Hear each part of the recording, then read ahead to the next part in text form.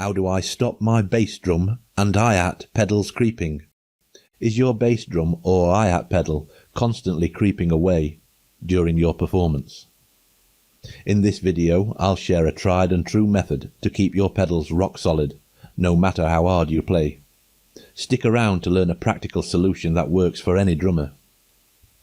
Hey, developing beatmasters. Welcome back to the channel. Don't forget to like and subscribe if you haven't already. If you've ever had your bass drum or hi-hat pedal slide away mid-gig, you know how frustrating it can be. Whether you're on a slippery stage or even a carpeted surface, this problem can derail your performance. Today, I'll show you my simple DIY solution for keeping your pedals exactly where they need to be, so you can focus on your drumming, not chasing after your kit. Let's dive in. Keeping your pedals in place doesn't have to be complicated. Over the years, I've tried a number of methods, but here's the one that has consistently worked for me, even before modern drum mats were available. Step 1. Start with a carpet base. The first step is to create a stable foundation for your kit.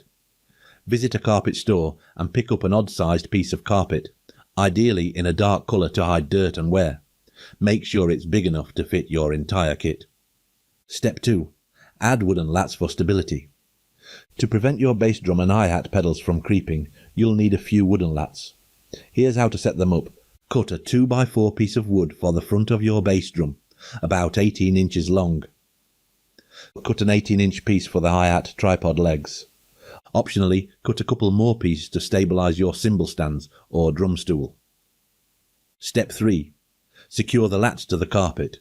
Lay out your kit on the carpet and position the wooden lats where they'll provide the most stability. Use a black marker to trace their placement on the carpet. Next, secure the lats to the carpet using screws or bolts with a flathead. Use either thin metal washers or a thin metal plate the same size as the piece of wood. Pre-drill the holes in the wood to make this process easier, especially if you're using hardwood. Once secured, your lats will act as barriers to keep your pedals and stands in place. Step 4. Use foam-backed carpet for simplicity. For quick setups, I often used a foam-backed carpet piece, which worked well on most wooden stages. Even on carpeted stages, I'd still bring my own carpet for added stability and dampening. However, I have also found Eshan-backed carpets to be just as good. You should try both. Step 5. Extreme measures for residency gigs. If you're playing a residency or a long-term gig, you can consider screwing the lats directly into the stage. Of course, this depends on the stage condition. Only do this on worn or damaged stages, and never on high quality or shiny surfaces. Always use discretion to avoid damaging property. And always ask permission. Step 6. Adjust the drum stool. If your drum stool slides, you can add lats around its base for extra security. While I didn't need this often, it's worth considering if you notice your seat moving. This method has been my go-to solution for years. It's reliable, easy to set up, and keeps everything exactly where it should be, even during high-energy performances. One final point. Keep your drum stool on the same carpet as your kit. Your weight on the stool will help hold the bass drum and hi-hats in place.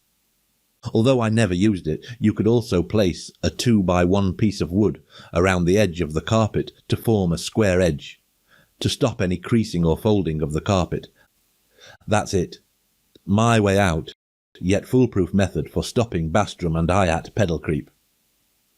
Whether you're using foam-backed, Eshan-backed carpet or going all out with custom lats, these steps will ensure your kit stays rock solid. In the next video, we'll tackle another common drumming question. Why should I cut a hole in my bass drum head? We'll explore the benefits of this simple adjustment and how it can improve your sound. Don't forget to like and subscribe.